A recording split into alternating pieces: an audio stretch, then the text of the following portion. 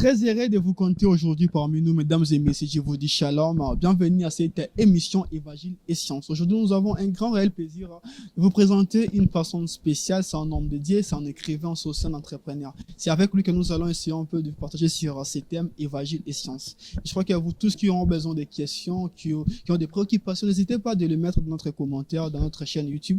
Et nous allons essayer un peu de répondre prochainement. Donc, nous allons se retrouver juste après cette transition de cette plateau, de cette émission Évangile et Sciences. Suivez-moi. Nous y voilà, mesdames et messieurs. Comme je vous avais dit tantôt, notre invité du jour, c'est le frère Well Poi. Déjà, il est là dans notre plateau. Bonjour, frère Well. Bonjour, frère Eldi. Comment allez-vous? Je vais très bien, merci. Et vous aussi, je pense. Très bien. Nous sommes ravis de vous recevoir dans notre émission Évangile et Sciences. Et je crois que votre présence, ça sera vraiment très bénéfique. Et j'ai que nous suivons de partout. C'est vraiment tellement béni pour votre intervention. Effectivement, je suis très heureux de faire partie des invités de cette émission.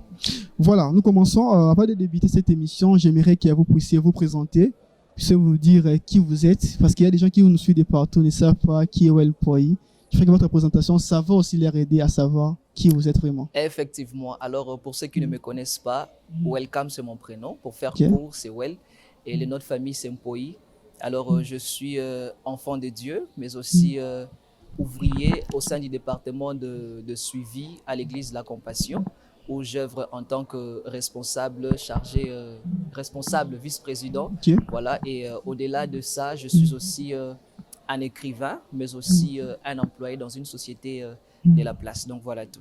Voilà, je crois très bien que vous avez retenu la présentation du frère Well. Je crois que prochainement, vous n'allez pas oublier. Et je crois que ça a déjà enregistré votre tête. Bon, avant de commencer, je vous demande tous à prendre déjà vos cahiers de notes ainsi que vos stylos parce qu'aujourd'hui, vraiment, nous serons tellement enseignés parce que notre émission intitulée Évangile et Sciences, c'est une émission d'enseignement et surtout et aussi d'édification parce qu'il y aura des points qui sont vraiment essentiels qui vont aussi vous aider à bâtir votre vie chrétienne et votre foi d'une manière efficace et solide. Et Papa Well, nous commençons cette émission.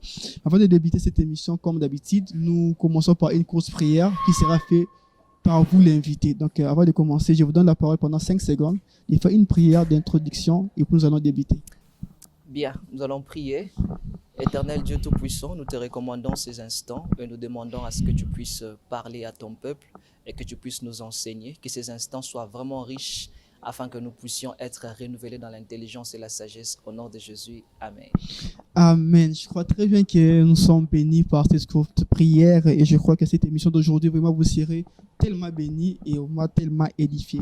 Papa, nous commençons avec cette première question. Je crois très bien que vous allez dire avec beaucoup de profondeur. Alors, le but est d'expliquer les réalités de la vie terrestre au travers de l'évangile. Voulons savoir, parlons de l'évangile et science. Est-ce la vie d'une personne est une science? S'il faudrait répondre à cette question, effectivement, toute chose dont l'étude nécessite un approfondissement est comprise comme étant une science, effectivement. Donc, s'il faut essayer d'expliciter la vie pour dire est-ce que la vie est une science, effectivement, la vie est une science.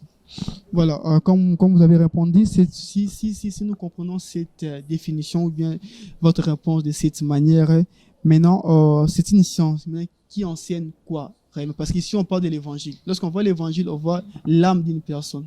Et si réellement votre définition est claire et positive, cette science nous enseigne quoi précisément? Bien, effectivement, comme on l'a dit tantôt, que tout ce qui nécessite une étude approfondie est une science. Alors, s'il faut essayer de définir la vie et savoir si réellement c'est une science qui enseigne quoi en particulier, oui, je définirais la vie comme étant une science qui enseigne le pèlerinage de l'homme sur la terre. Ça, c'est de façon limpide, de façon claire. Mais s'il faut entrer en profondeur, ce que je dirais, j'aime la définition d'un auteur qui disait que la vie, c'est comme un éclair dans le ciel qui s'écoule aussi rapidement qu'un torrent sur le flanc d'une montagne escarpée. Donc, dans cette vitesse, il est en train d'expliquer comment est-ce que les hommes naissent et meurent dans un laps de temps. C'est pourquoi il allait plus loin en disant, observer la vie, c'est comme observer le mouvement d'une danse. Il y a la mort et la naissance. Mais il explicite encore mieux en disant que ce sont des moments merveilleux de la vie, mais qui sont des moments éphémères, cette rencontre. Quand ça passe comme étant un éclair, dans cette vitesse il y a un moment, c'est comme un moment de pause où les gens se rencontrent, les gens font connaissance, les gens s'aiment et se partagent. Et il dit que ces moments sont merveilleux, mais ils sont éphémères parce que ce n'est qu'une parenthèse de l'éternité. Alors, à partir de sa définition, on peut déjà comprendre qu'il est en train d'évoluer pour essayer d'expliquer la vie comme étant une éternité. Alors, on comprend premièrement que c'est un pèlerinage et ce pèlerinage-là est parcellé par des rencontres.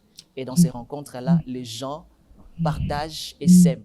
Mais il dit comme étant des moments des moments éphémères, si nous savons le vivre avec amour, en gardant le cœur léger, mais aussi en complétant, en comblant la vie de notre prochain dans la joie et dans l'abondance, ces moments auraient valu la peine d'être vécus. Ça, c'est ce que l'auteur dit.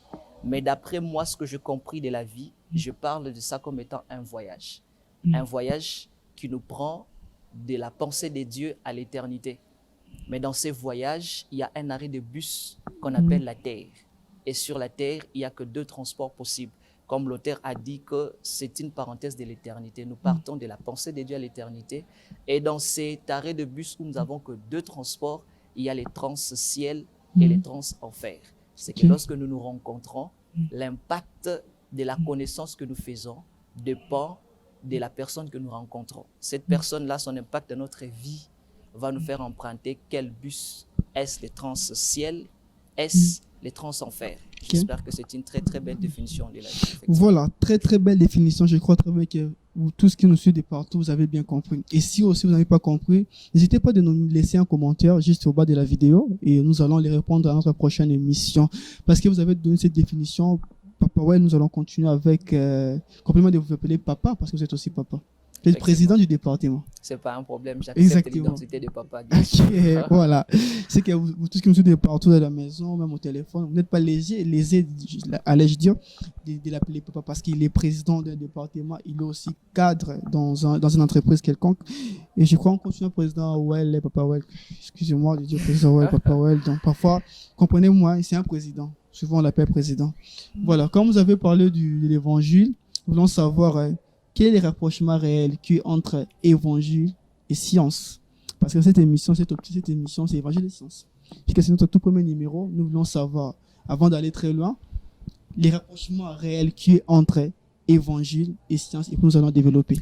Bien, effectivement, ce thème n'a pas été choisi au hasard. Si nous avons parlé de ça, c'est parce qu'il y a réellement une corrélation entre l'évangile et la science. Mais pour connaître, pour essayer de comprendre cela au mieux, il faudrait d'abord définir les 2 mots. Okay. D'une part, la science et de l'autre, l'évangile. Alors, commençons par la science. La science, elle est définie par, soit la Bible définit la science, mais aussi les dictionnaires. Ça, ce sont des hommes qui l'ont défini. J'aimerais là-dessus être un peu précis parce qu'il y a la science et les sciences. Vous parlez de la science ou bien les sciences, en pluriel? Ben, ça pose pas un problème. Quand on parle de la science, on est en train de voir la science en général. Singulier, voilà. Mais quand on parle des sciences, on est en train de le voir au pluriel. Et je vais arriver là où vous êtes. Quand on parle des sciences, c'est que les gens ont derrière la tête, effectivement.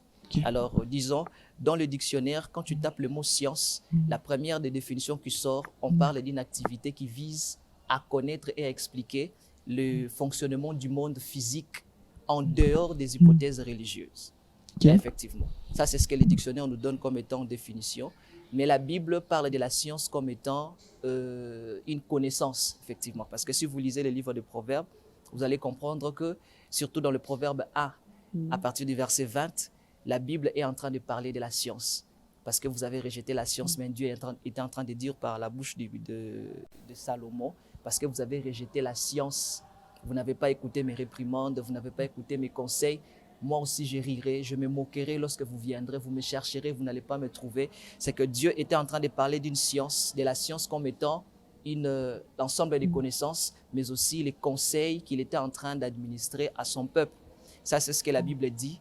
Déjà, par ces 2 définitions, on est en train de voir que la science est définie dans la Bible, mais aussi les hommes les définissent. Ça, c'est de façon claire, mais pour entrer en profondeur de la chose, c'est que quand on lit la définition du dictionnaire, tel qu'il est en train de dire que c'est expliquer le fonctionnement, le mode de fonctionnement du monde matériel, hors hypothèse religieuse, c'est comme si on était en train de brandir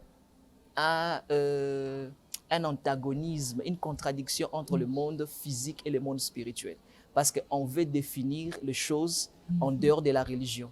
Parce que quand on parle de la religion, on est en train de voir maintenant le spirituel, on voit Dieu. Et lorsqu'on parle du monde physique, on est en train de voir le monde. Alors ça fait déjà une contradiction.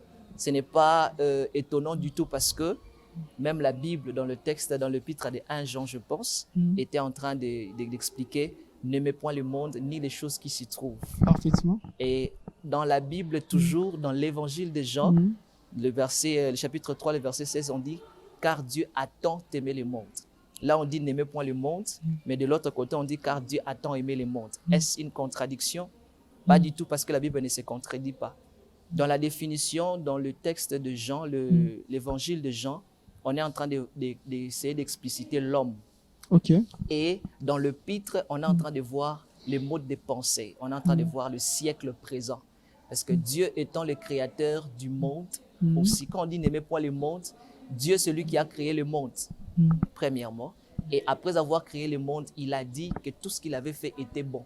C'est que les choses qui s'y trouvent aussi sont de bonnes choses. Mais quand on vous dit n'aimez point le monde, on est en train de voir les siècles présents, comme on les dit. Alors, le rapprochement qu'il faut faire entre l'évangile et la science tourne autour de ça. C'est que ces deux définitions sont en train de donner le parallélisme, elles sont en train de donner une contradiction, mais qu'on va essayer de rapprocher. Parce que même le chrétien, lorsqu'on parle de la science, on est en train de voir le monde et tout ce qui va avec. Quand on voit l'esprit, le spirituel, on est aussi en train de voir Dieu. Alors, est-ce Dieu, le créateur de l'univers, doit être épargné de sa créature? C'est là le problème, de sa création, plutôt. C'est là le problème. Alors, s'il faut définir et faire un rapprochement idéal, il y a ce qu'on appelle la science des saints et ce qu'on appelle la science des impies. La science des saints et la science des impies. Si on comprend bien, la science des saints, c'est l'évangile, et la science des impies, c'est les sciences. Voilà. Si on parle de la science de saint, comme le dit le texte de Proverbe 30, je pense, à partir du texte de verset 3, on est en train de parler de la science de saint. C'est simplement l'explication des choses terrestres, l'explication des événements naturels de la vie en associant les dieux créateurs. On appelle ça la science de saint. Et ce que l'autre camp a fait, c'est maintenant expliquer, prendre en compte les choses terrestres, les réalités de la vie, tout en dissociant les dieux créateurs. C'est là maintenant qu'on parle de la science des impies. Donc voilà, effectivement, le mot science est lié à l'évangile. Voilà, j'espère très bien que vous avez compris cet rapprochement qui est entre l'évangile et les sciences. Je crois que les frères Well a bien explicité sa définition, son enseignement était vraiment tellement profond. Je crois que cette émission est prévue plus pour des personnes qui sont très très intelligentes, parce que quand tu n'es pas assez mature avec l'œuvre de Dieu, tu ne sauras pas comprendre ce qu'on en parle ici. C'est tellement profond à un niveau où si tu n'es pas concentré, tu n'es pas spirituel, tu ne vas rien comprendre. Mais notre émission est que vous puissiez comprendre, vous être édifié et être enseigné afin de comprendre la définition, la démarcation qu'il y a entre l'évangile et les sciences terrestres ou bien les sciences des impies. Et enfin, nous continuons cette émission avec cette troisième question, je crois très bien. Voilà, aujourd'hui les gens nous parlent des sciences occultes. Mais vous avez dit aussi, il y a aussi la science des saints. Nous voulons savoir, c'est quoi les sciences occultes? Certes, nous ne voulons pas faire leur promotion, mais nous voulons juste savoir, comprendre, afin de nous aider aussi à avoir cet éclaircissement concernant les sciences occultes.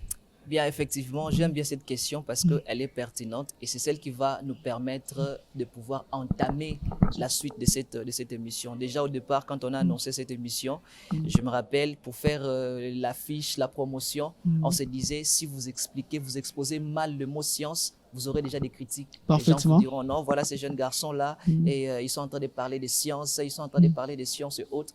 Mais nous sommes en train d'essayer d'expliquer, démystifier le mot science. Nous avons expliqué, on a vu que le mot science n'est pas compliqué du tout.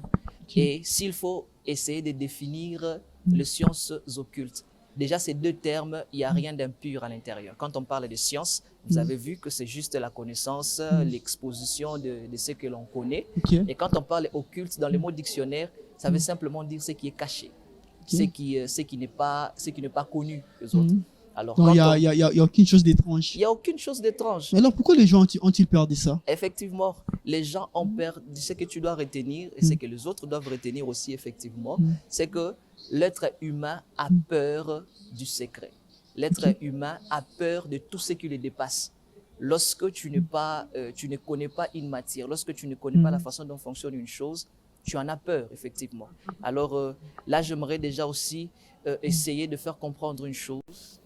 L'évangile même, signifiant la bonne nouvelle, lorsqu'elle n'est pas exposée, lorsqu'il est caché plutôt, il devient occulte, effectivement.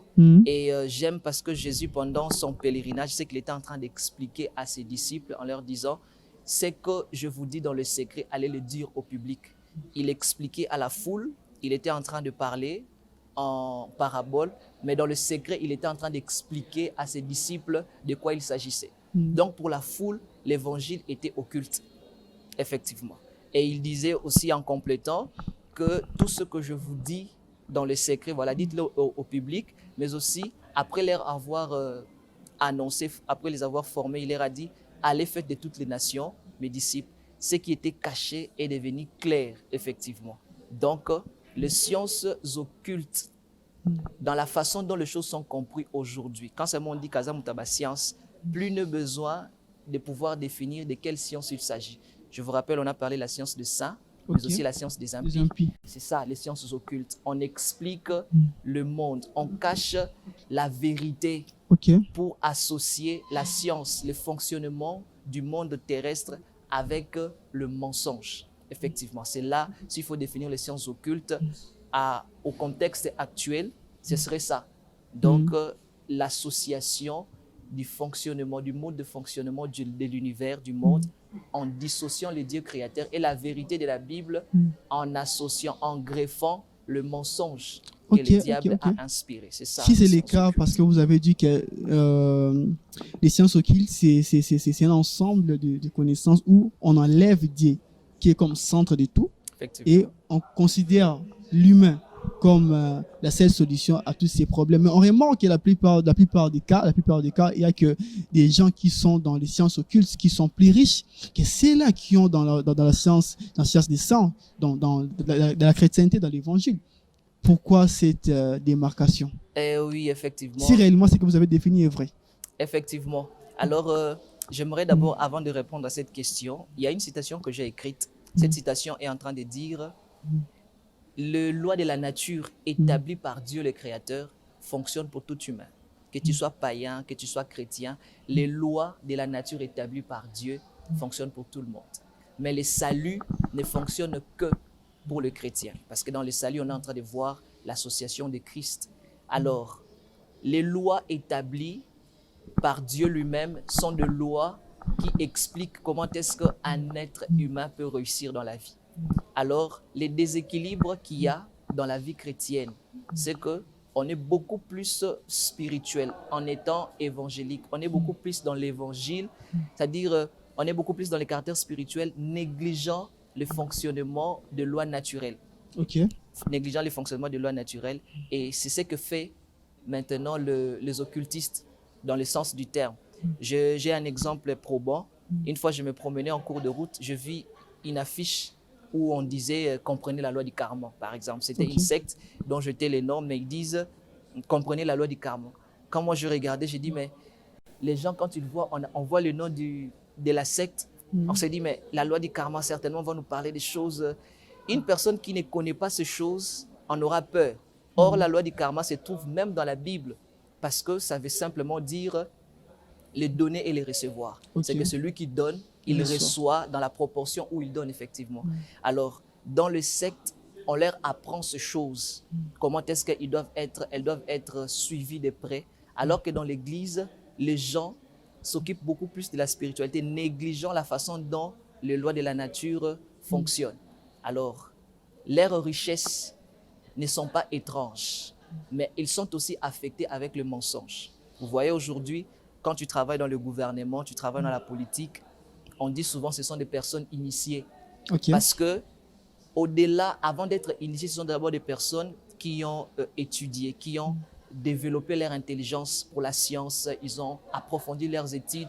Les mots karma se trouvent dans la Bible. Mais lorsque les chrétiens, effectivement, lorsqu'ils sont face à cette affiche, ils voient directement se disant, mais bon, voilà, qu'est-ce qu'on est en train de nous apprendre ici et autres. Or, ces termes-là se trouvent déjà dans la Bible qui fait simplement dire retour. Ce que tu donnes, c'est ce que tu reçois. Alors, lorsque moi j'étais face à ces choses, j'étais même avec mon petit frère aussi qui est beaucoup plus intéressé dans ces histoires et il est trop curieux. C'est ça aussi ce qu'on nous demande, une curiosité bonne, effectivement. Ok. Alors, quand je regardais, j'étais en train de m'en moquer. Je me dis, mais effectivement, c'est ce qu'on va vous apprendre là-bas. Et la plupart des chrétiens ne le connaissent pas. Or, c'est écrit noir sur blanc dans la Bible.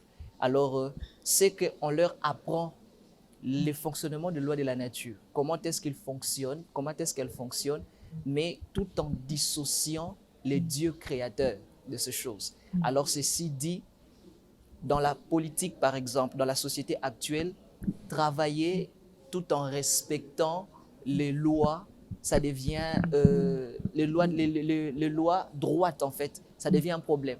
De sorte que quand tu dis à un chrétien que tu travailles, il va travailler dans la politique, on ne croit pas qu'il va garder sa chrétienté-là. Parce que le monde politique, par exemple, le monde social a été affecté par ces choses. Et l'ennemi le ment, en fait. Comment est-ce qu'il fait? La vérité de la Bible, on prend le loi établi par Dieu, mais on dissocie la vérité qui y est attachée. Alors, pour réussir, effectivement, on apprend aux hommes que ça devient difficile pour réussir avec la droiture.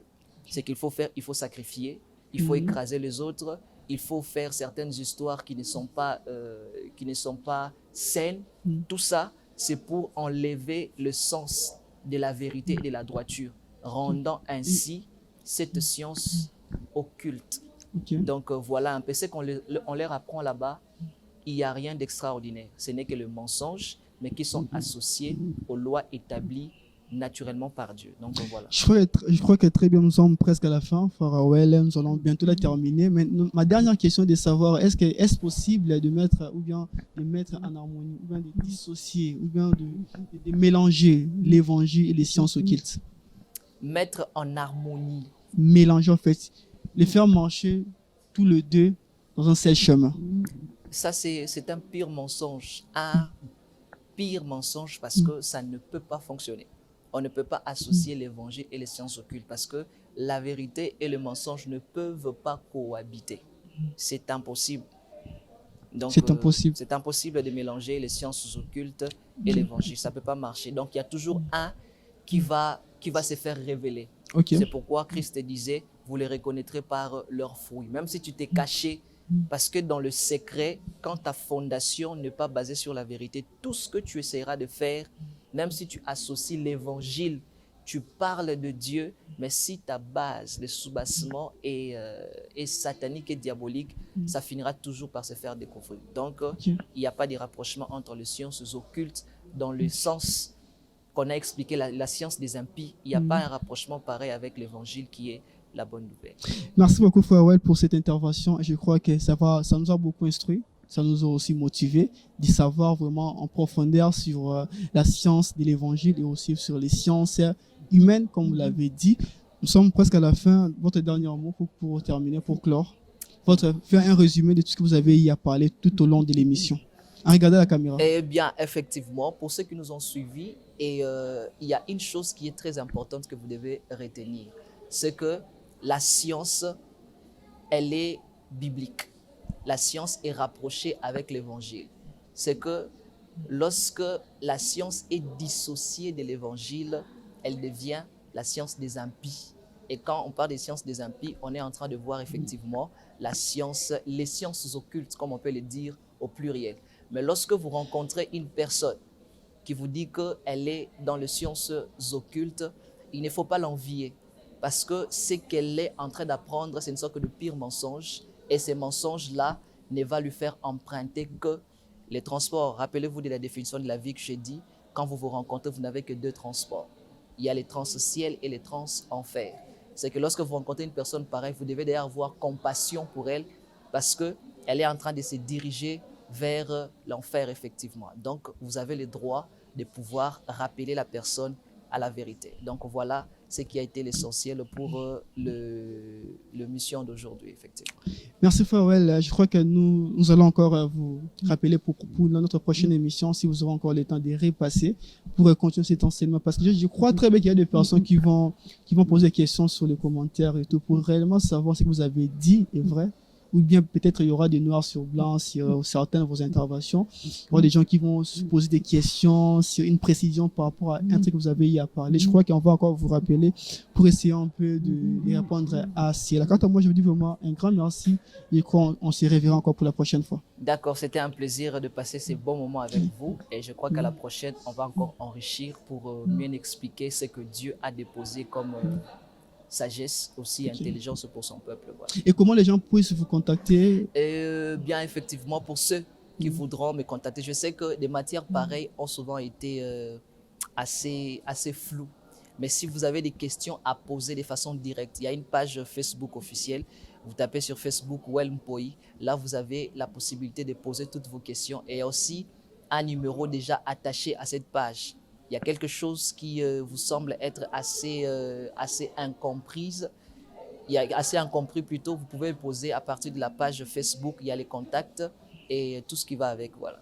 Super. Merci à vous tous qui nous ont suivis de partout. Je vous invite tous à s'abonner à notre chaîne YouTube TCI et aussi d'activer la cloche de notification, sans oublier de partager les liens et aussi de mettre des commentaires. Si peut-être vous avez besoin de faire un don, vous avez besoin d'une prière, par exemple, notre chaîne, c'est une chaîne chrétienne, on est là pour vous aider, pour prier pour vous et aussi pour vous donner des messages et des versets chaque jour. N'hésitez pas aussi de s'abonner à notre page Facebook TCI TV. Nous sommes là. Je crois très bien si Dieu ne revient plus demain ou bien aujourd'hui, on se reverra encore pour la prochaine fois. Quant à moi, je vous dis au revoir et on se voit à la prochaine. Merci.